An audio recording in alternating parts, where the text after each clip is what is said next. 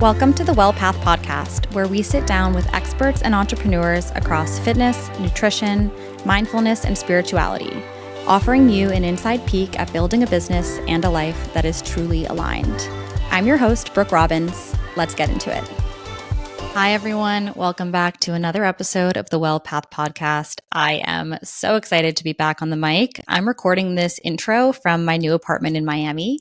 For those of you who have been with the podcast for a while, you may have noticed that I have been on a brief hiatus while I quite literally moved to the other side of the world.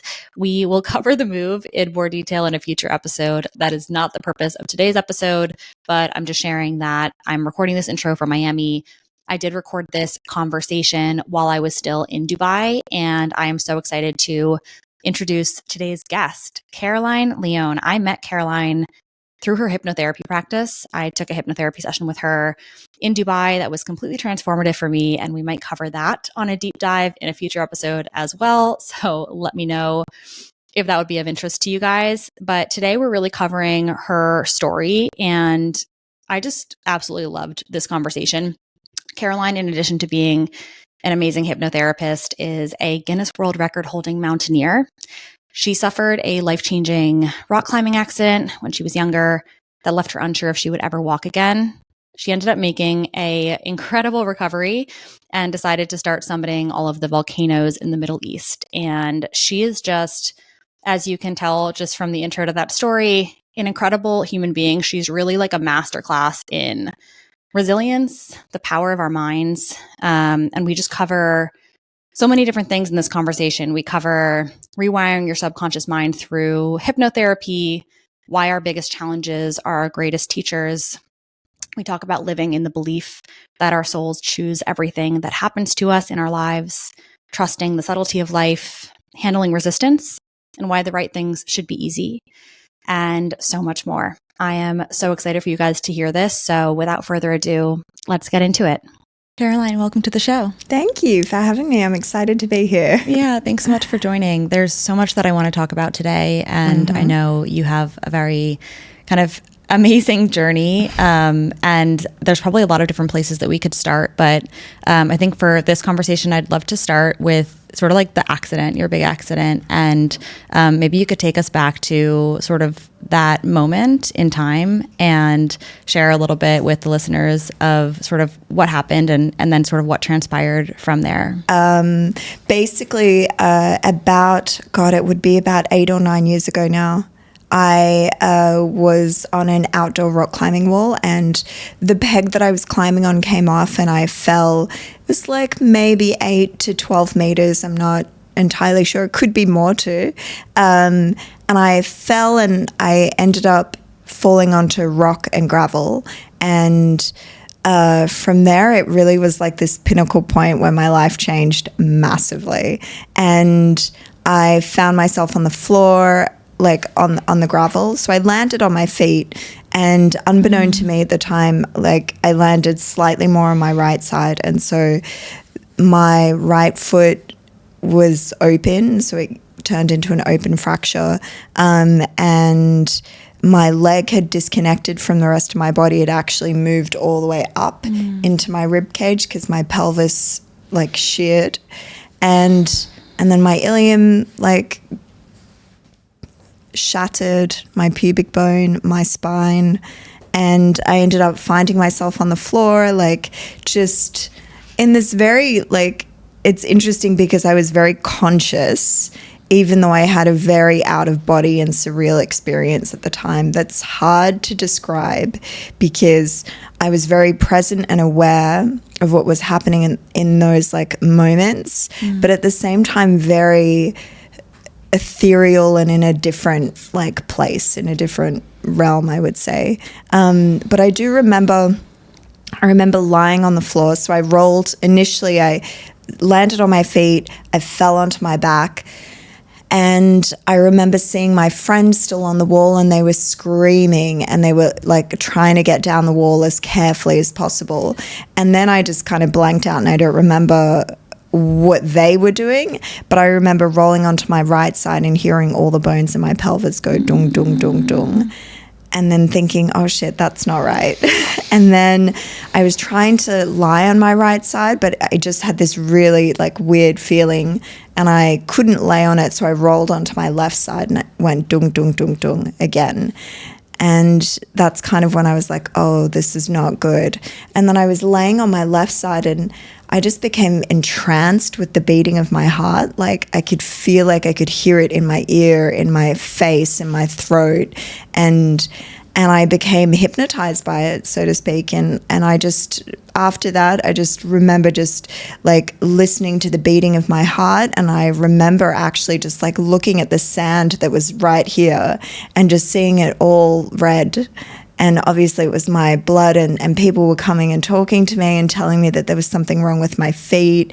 And I remember that my foot wasn't inside my body anymore and having this very like, just very surreal experience. I felt like I was tethered to my body, but I wasn't inside of it, if that makes sense. Yeah. And then the next moment, someone was touching my shoulder, tapping me, calling out my name, like, Caroline, can you hear me? Like, can you hear my voice? And and then I just remember them talking me through what they were doing next. And then really just like not visually being present, but I could remember hearing somebody. Yeah. And then I was just kind of following their guidance. Like, you know, they put something on my neck and they told me that they were going to do this. And then they were like, Caroline, can you feel your body? Like, can you feel your legs? And then they put a gurney behind my back. In like 3 counts, we're going to roll you onto your back. You're going to feel us move you. And I was like, oh, okay. And then we're going to lift you. We're going to move you to the ambulance. And I was just like, okay, like I could just hear this voice. And I wasn't really visually present at all, but I do remember the sound of this person's voice. Yeah. Yeah. It's very strange. And when you kind of went to the hospital and like at what point did you get some sort of like prognosis, or what was sort of like the process of figuring out like what actually happened and what was going to be sort of like the recovery for you from this incident?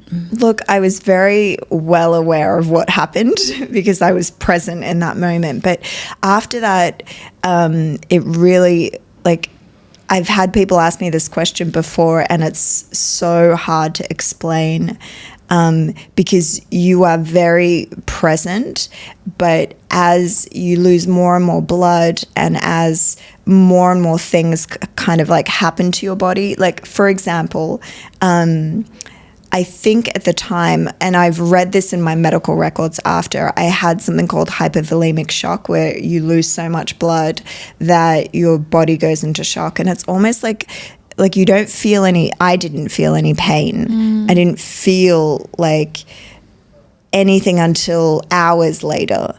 And it's hours later that you start to, like, you're going through the motion of these very simple things, but they don't make sense at the time because as time goes on, your body is deteriorating in kind of health and it becomes harder and harder to understand the world and understand what's happening and you're just experiencing it, if that makes sense. I think it kind of does. So I'll give you an example. Like, I remember going into the hospital and someone cutting my clothes off and I was just watching them, but I couldn't understand why my clothes were being cut off. I see. Does that make sense? Yeah.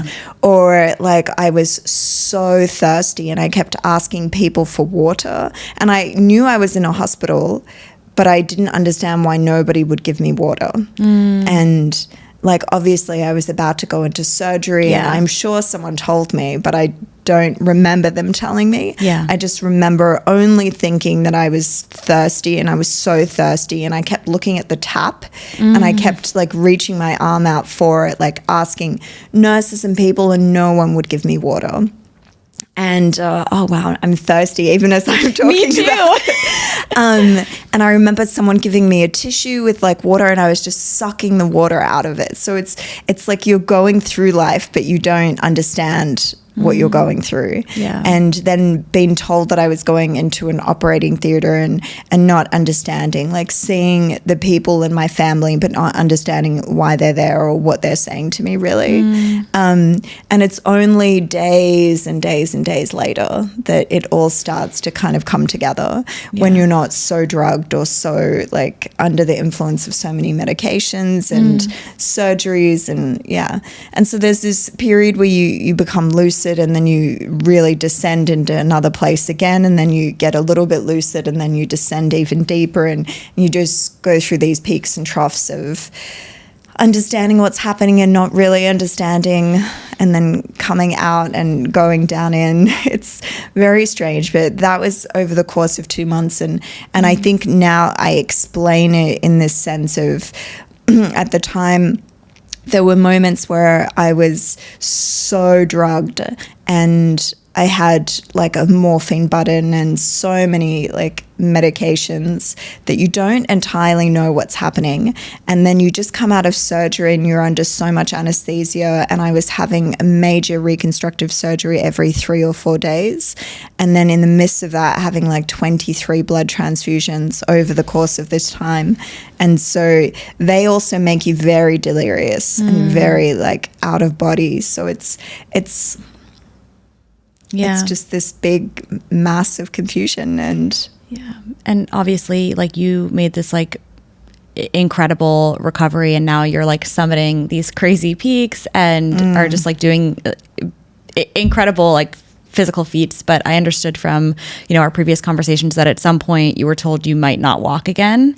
Yeah, somewhere in the midst of that, I was in the midst of all those drugs and hospitals.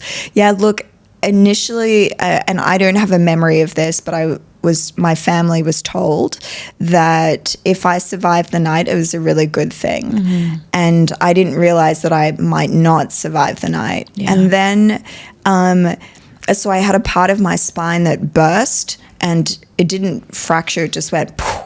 And I think when they were trying to like scavenge it all out, there were parts of bone that were just everywhere, and some of it was very close to my descending vena cava into the nerves of my legs.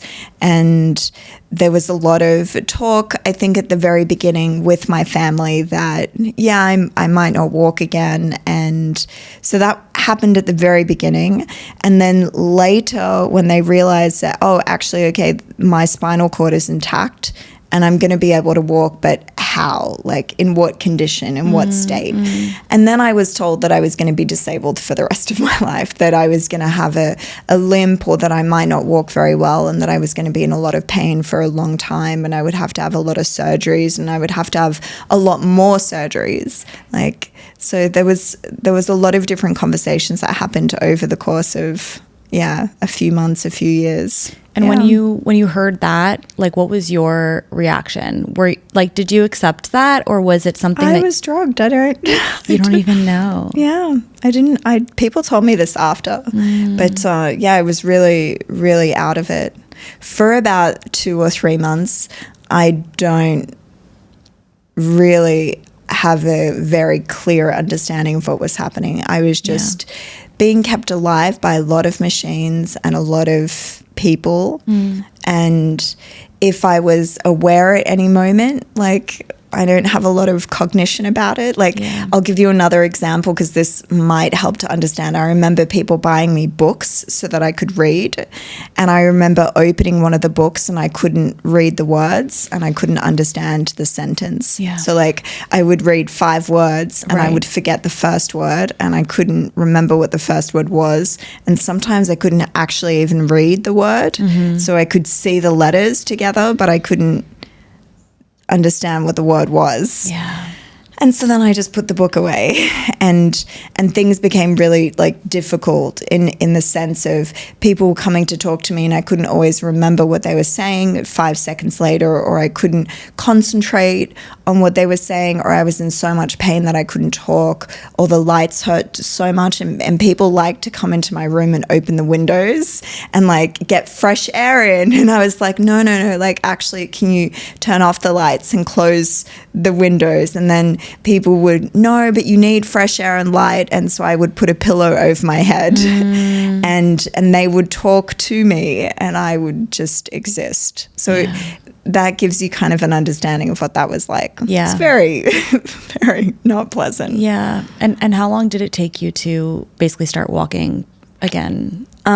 Probably a couple of years. Yeah. And like during that period of time, did you always know and you like were 100% certain that you were going to get back to, kind of your original condition? I had no idea. Yeah, no idea. And look, original condition, I don't even know what that is anymore. And I don't know, is it better? Am I better? I don't know. I can't answer that question yet. I'm different for sure.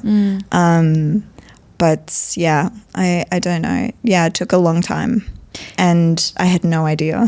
Yeah. And when did you kind of come up with the sort of idea to actually go after all of these summits and go after kind of the world record? And where did that kind of come in your recovery journey? Look, it snuck in somewhere when I was trying to make sense of my life. It snuck in to my consciousness, like at a point in my life where I had no idea what I was doing. And I didn't have a job anymore. I didn't have the ability to walk. I didn't have any independence. I couldn't leave like my house. I needed a lot of people. Even when I tried to be independent, like I had to call a wheelchair taxi guy, like a disabled taxi, and then I had to make the effort to get myself into a wheelchair and wheel myself outside, and that effort took so much out of me. And by the time I got into the taxi, I was exhausted and I didn't want to go anywhere anyway. Yeah. And I would get to a mall and it was too busy, too many lights, too many people, distances too far, and I was too tired. And then I was like, oh, this experiment's done. I'm going home. And then I'd go home and get back into my hospital bed because I turned my living room into a hospital bed and I would sleep for 3 days. Yeah. But so I'm fascinated by this because I think it's amazing. Obviously, it's like sort of a mentality thing. But what gets you from okay, I'm in a hospital bed and I don't have the energy to get in a taxi to I'm gonna summit a bunch of volcanoes? Like I said to you, just creeps in. I think at first what started to happen is that I had a lot of time and I started listening to a lot of very interesting people, and I started listening to books, and I wasn't always listening to them because most of the time I was sleeping. At this stage I was sleeping about 23 hours a day, so wow. I was awake for 1 or 2 hours, and that happened for a good 6 months. This is your body recovering? Yeah, so this is out of the hospital. So I spent 2 months in hospital, totally drugged. When I came home, I decided I wasn't going to take any drugs, so I had a lot of pain medication, but I didn't take any of it. And then I was sleeping most of the time, and I was really fortunate that I had enough support from my friends and family that I could sleep for 6 months. Yeah. And I did that, but at the time I was also listening to a lot of really interesting stuff. So books that I would have to listen to 20 times because I'd fall asleep through them, but I would, go back to chapter 1 or back again to chapter 1. So I started listening to a lot of stuff, and then progressively I was just trying to, two things were happening at this time. A part of my mind was I'm disabled, I'm never going to walk again, no one's going to love me, this is my life. And then a part of me was I was planting this little seed that I was unaware of at the time.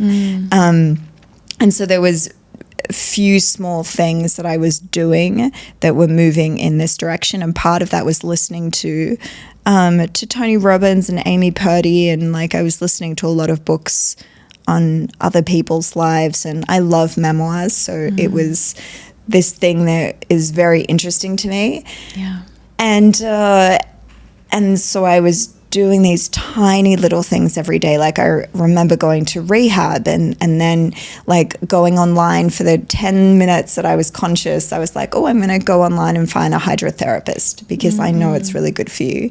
And so then I would do that. And hydrotherapy was like, people really underestimate it. But what is that? Oh, it's like, so you get a physiotherapist and they go into a swimming pool with you and they just drag you around the swimming pool. Wow. Okay. But if you've been in a hospital bed for 2 months and it's like, it's the most liberating feeling in the world. It's so beautiful.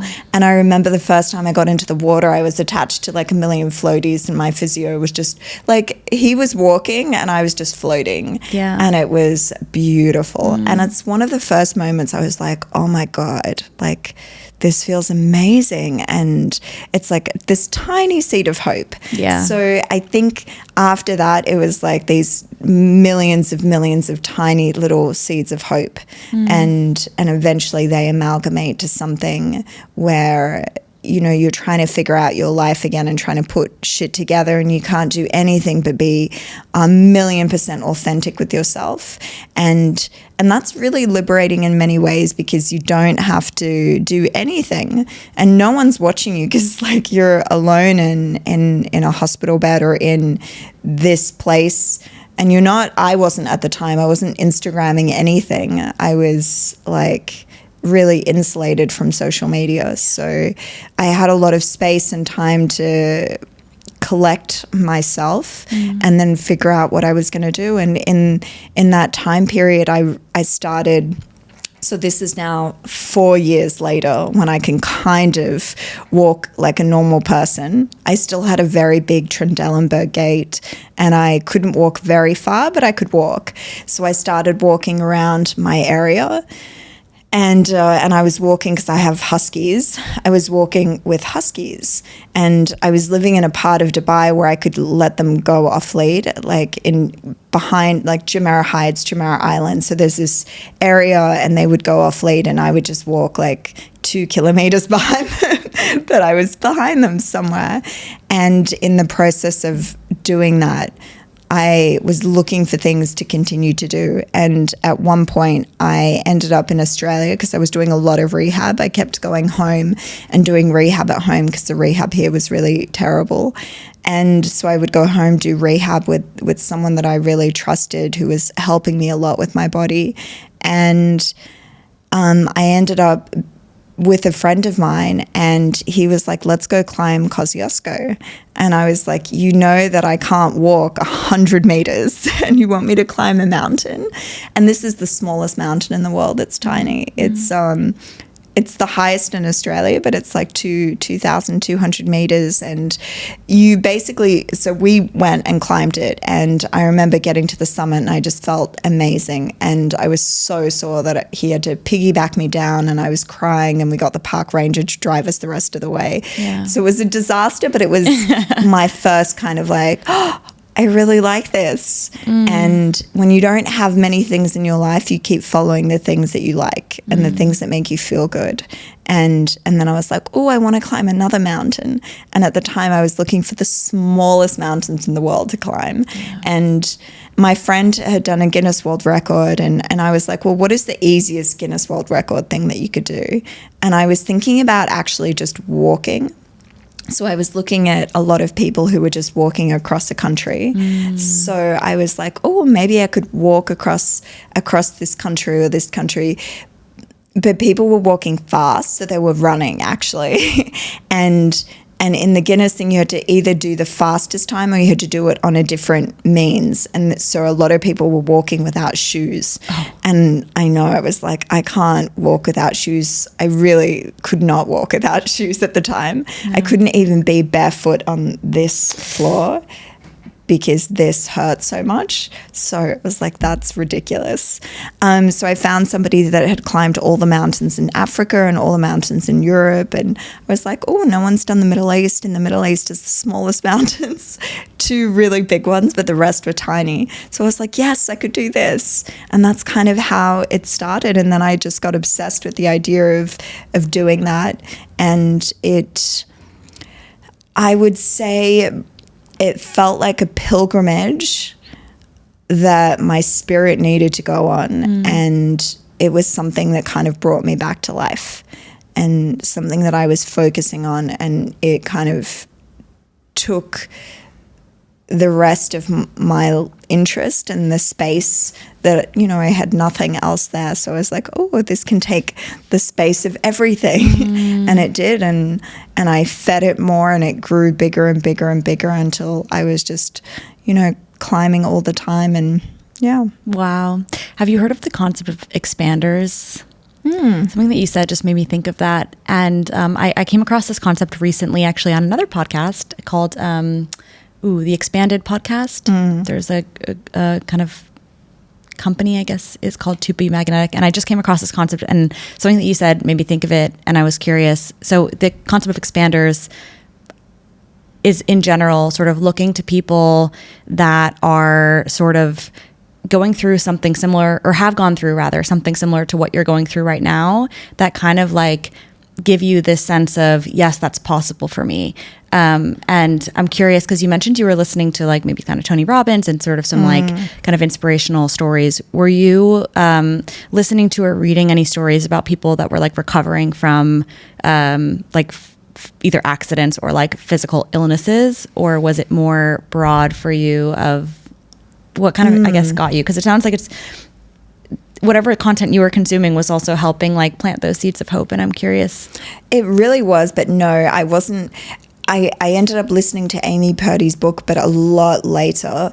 I was listening just more to memoirs, and I really like very different eclectic memoirs. And so I was just listening to stories of mostly people who had just lived very ordinary lives, but had some really very interesting stories amongst those. Like, I'll give you an example. I can't remember. I think it's Anthony Ray. I don't want to butcher these names because I feel like I don't remember them properly. It was a long time ago.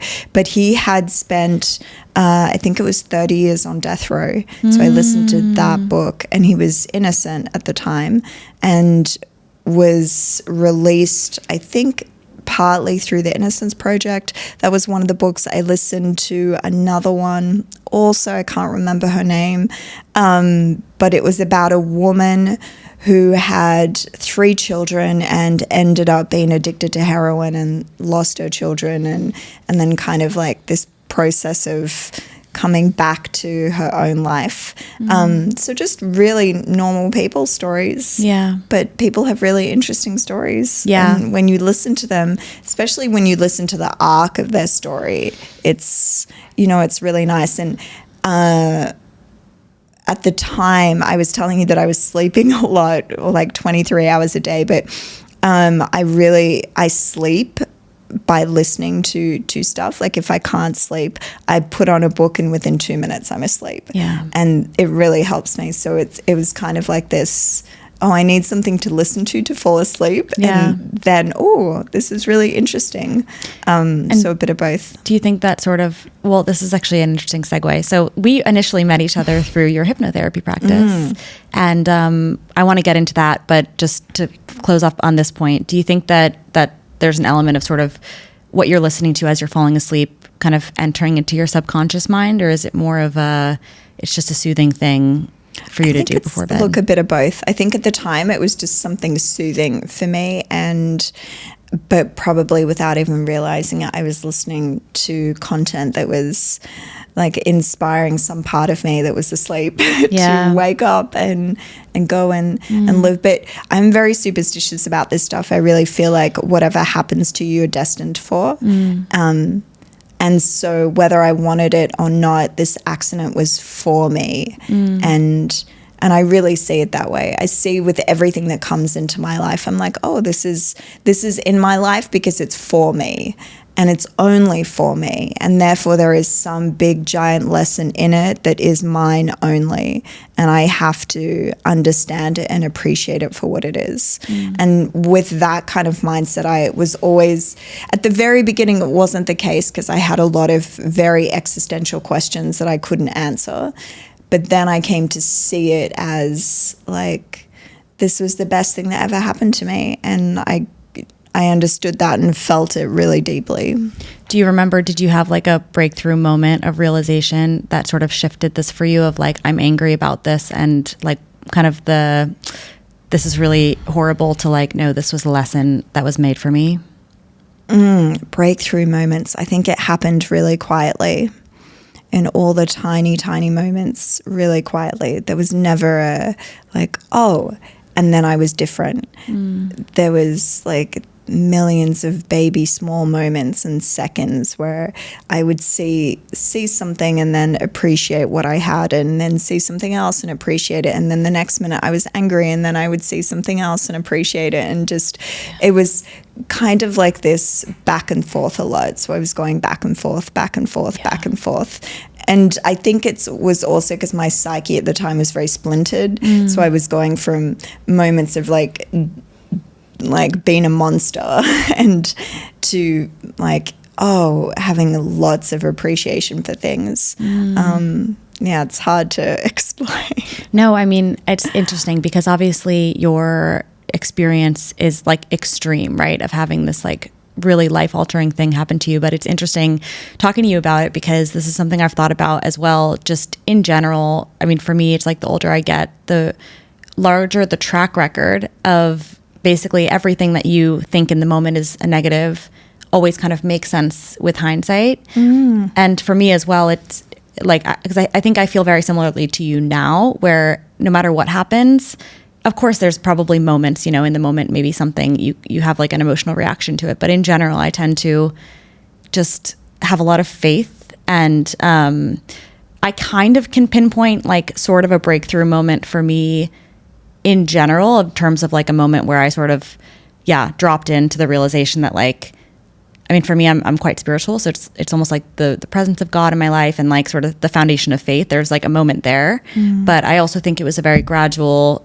experience of, again, as you get older and you have all these experiences and you have more distance from experiences, it's kind of just like an evidence thing where you're like, every time that something has happened that I've thought was like so terrible, a couple years down the line maximum, it sort of all makes sense why it had to happen that way. So yeah, it's very interesting. Much so. Yeah. Now I have that instantly, but not then. Now it's very different. I'm similar to you in that regard now. So now like everything that happens, you kind of can take it in stride because of the fact that you've had these experiences. Yeah, or like, for example, I view it in real time. So for example, like in real time, something's happening and I step back from it and I'm like, oh, why is there resistance here? Or why am I fighting with this person? What in me is making me have conflict here, or I see everything as a reflection of what I am. So I'm like, oh, I'm bringing chaos in. Why?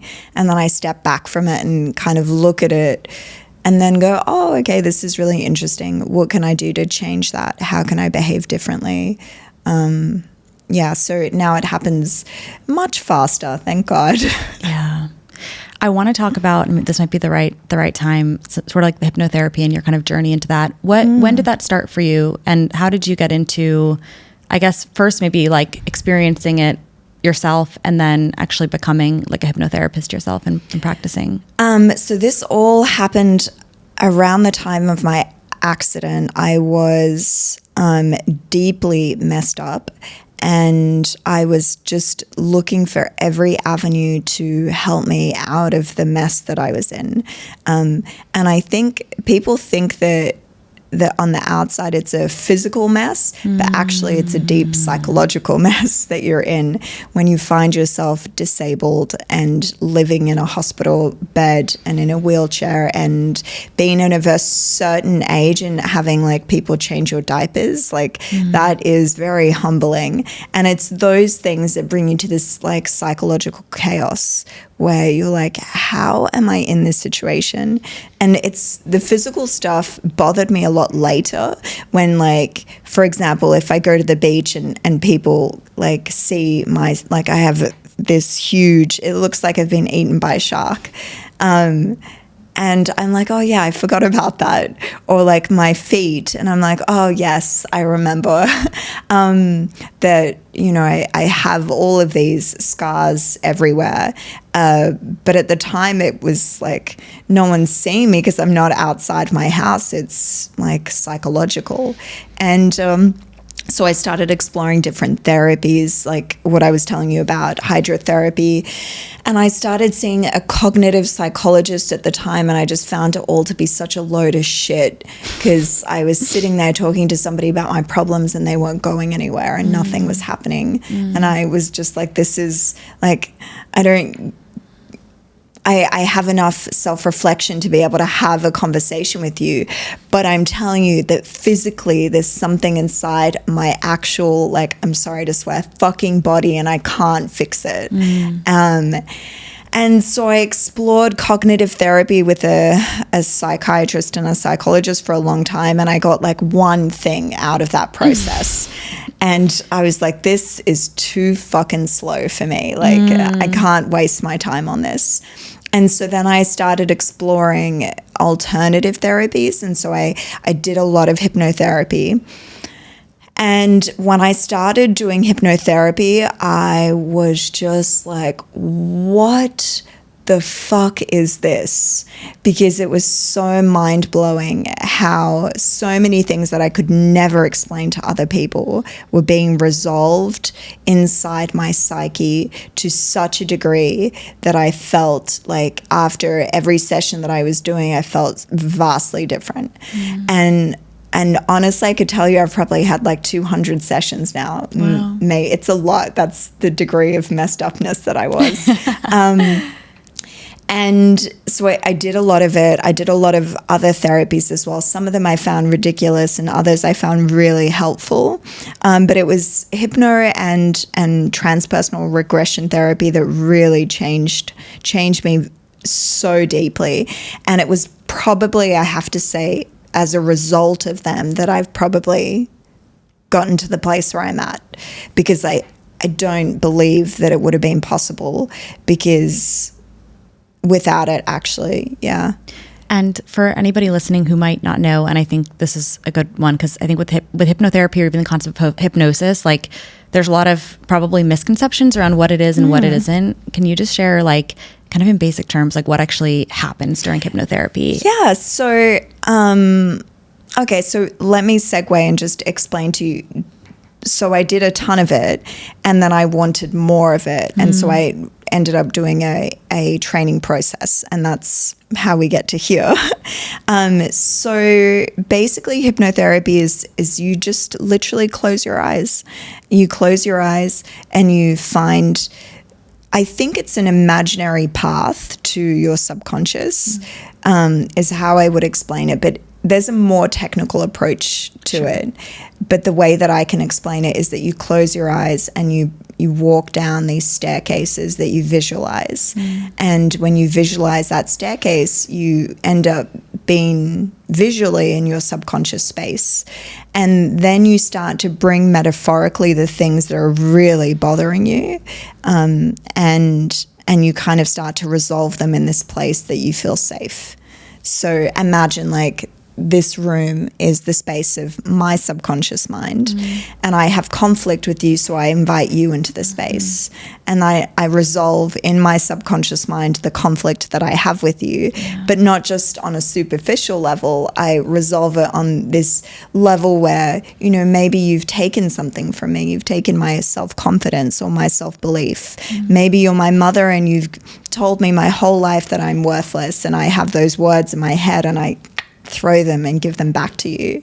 And then I reclaim what you've taken from me and I give you back all your shit, and I say everything that I've never said to you. Like, it's like that. And so you start to resolve all these like parts of you that perhaps when you're not in that space, you don't even think of them. Yeah. And you go to the deepest parts of like your trauma, sometimes your power, and I think the process is really about getting rid of what you are not and finding what you are. And when you do find what you are, you start to realize, oh, like the parts of me that I hide away the most are actually the most powerful parts of me. And how can I integrate them back into my like heart space and make myself more whole again and accept myself for who I am, and then just be that. And that's kind of what it does. And that's the process of what I was going through at the time. So mostly like, this is probably the big jump, because in the 4 years that I couldn't walk, I was doing like 10 sessions a week on this stuff, and kind of finding a road back to me and to what I wanted and to the life that I wanted to live. And without really realizing it, I was healing my own psyche, and then learning how to, they say this about psychologists, that they're really only in it to heal themselves. And in the process of healing themselves, they help others. But yeah, initially that's what it was about. I wasn't there to help other people at first. I was like, oh, this is really interesting and I want to understand myself more. So the easiest way is actually going through a training process. And then in that process, you figure out, oh, I've healed myself in so many different ways. Now I feel like I'm ready to help other people find that for themselves. Yeah. You mentioned that, like, looking back, you see even like the accident that happened to you as like a lesson. Would you say that's like the primary lesson, or what do you think is the big sort of, if you can distill it into words even? So it's really interesting, because under hypnosis, and this is the beautiful thing about it, that I have actually been able to go back to the place of my accident and see it again and see it fully for what it is. And this is what's really beautiful about it, is that someone can take you into hypnosis and take you back to surgeries, and you can kind of like even listen to what doctors are saying to you, and watch your body from this like from this different space, and really understand it. And I think the reliving and the understanding helps you so much to heal. Would you say that was like the big takeaway? Or like you mentioned that sort of the accident, you see it now as like a lesson that was made for you. And I was curious if you... Oh, spiritually, physically, mentally, it was for me. I was destined for it. I chose it, and I needed it in my life to grow. And when I say I chose it, like, I really believe that the intelligence of my own soul took me to these places, because it's what I really needed to wake up and to grow and to start living.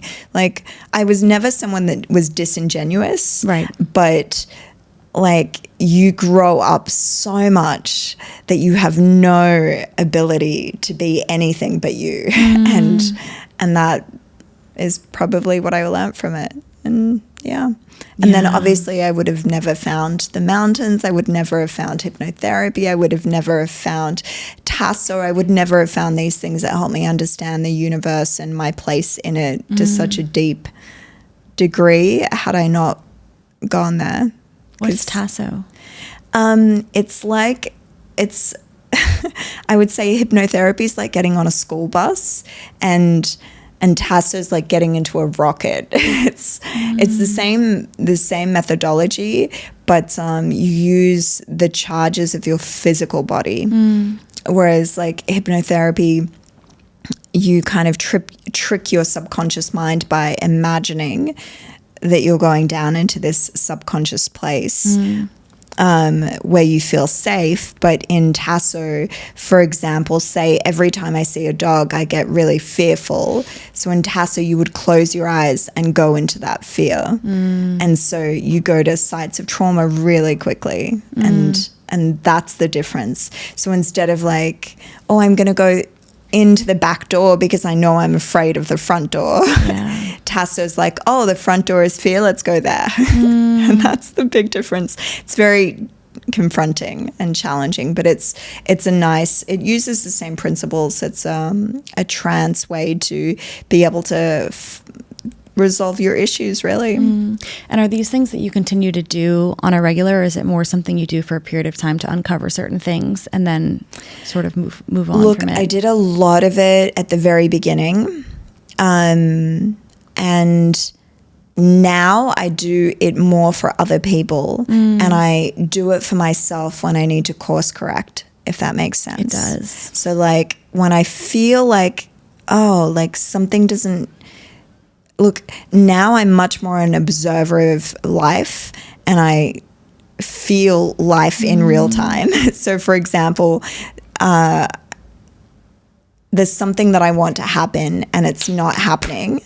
I would say, oh, that's resistance, and resistance means don't go there. So I just drop it and I move straight away.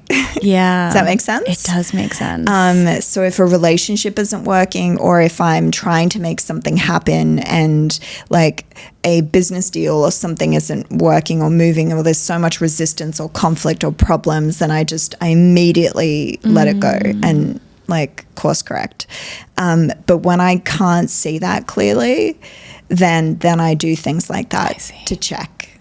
Oh, and I kind of check why. Like, why is this not working? I can't understand. I need to figure it out a little bit more. Yeah. Or for example, I meet somebody that's meant to be in my life, like, but I'm having a lot of issues with them or conflict, then I will go and check why or what's happening.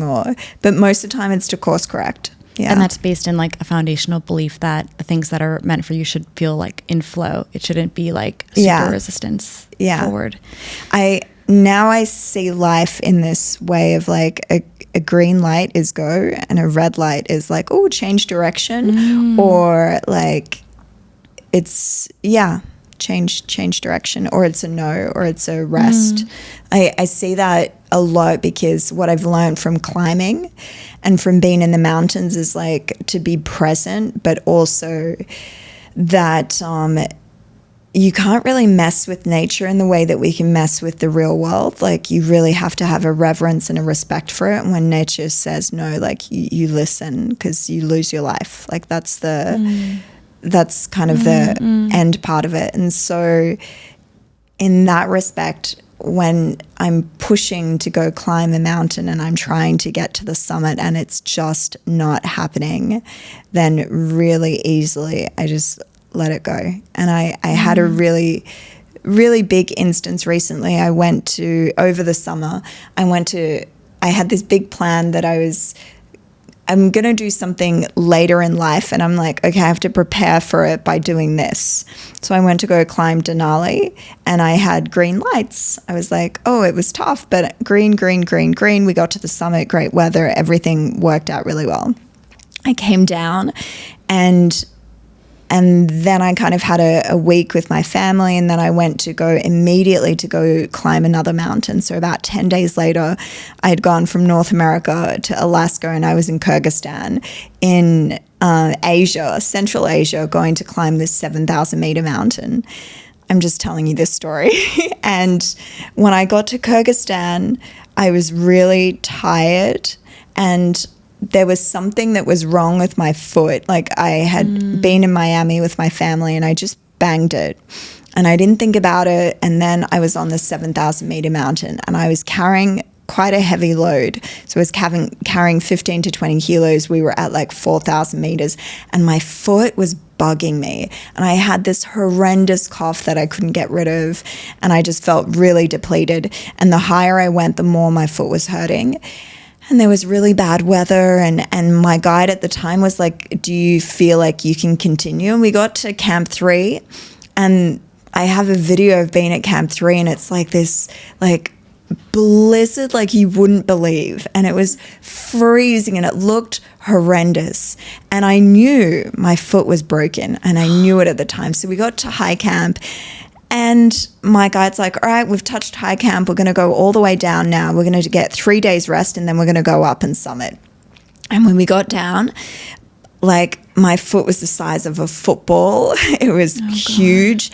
And even getting it in my boot, like it was so painful. And I remember there was a doctor there and he's like, no, you haven't broken your foot. It's fine. And I was like, no, it's broken. I can tell you 100%. And I remember my guide saying to me, like, should we continue? And I was like, fuck it, let's go.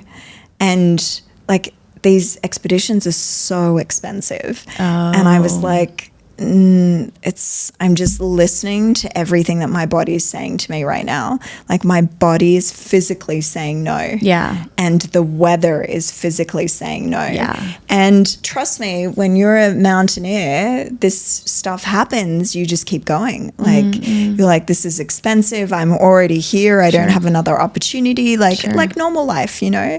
We're like, no, I've paid a lot of money to go do this thing, or I've invested so much time, or I've put all my time into this relationship. I'm going to keep going. But everything in the subtlest ways is saying no. Your body's saying something is saying no to you. And so now I'm like, oh, that's a no. Go home. Yeah. And I went back to Osh. I got my foot x-rayed, and my foot was like this. It was like totally, and I knew it. And so I packed all my bags and I went home, and then my body was saying no for a really long time. Yeah. Like anytime I climbed a mountain, like I was really tired, and every time it was like no, no, no, no, no, until I got a yes from my physical body. And then I was like, okay, beautiful lesson of like trusting your body, trusting your intuition, and trusting the subtlety of life, like how life whispers to us. Yes. And when we do not listen, and we are busy on Instagram and driving and doing this and doing that, and like like this little rat race. Yeah, we don't listen. We don't listen to anything. Oh my and gosh. So for me now, I'm just like, oh no, okay, fine.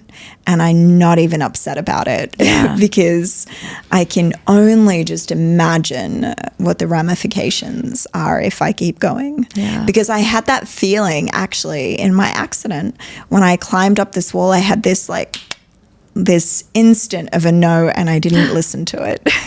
I was like, I can do this. Oh my gosh. Well, do you know what I mean? I totally do. Yeah. I totally do. And I think this is like you said, it's a lesson that you probably learn over time and with experience, but the power of like trusting your intuition and trusting, the ways in which like life, the universe, God, whatever you want to say, kind of speaks to you through feeling and how you feel in your body and in your gut and in your soul is so important. Subtly too. It's a whisper. It's quiet. Yeah, definitely. Well, this went by so fast, Caroline. Thank you so much My pleasure. for joining us I've today. Just talked the whole time. Oh my God, we could do like a 3-hour Joe Rogan style podcast next time. But this was amazing. Thank you so much for joining us today. Yeah, thank you for having me. I appreciate it.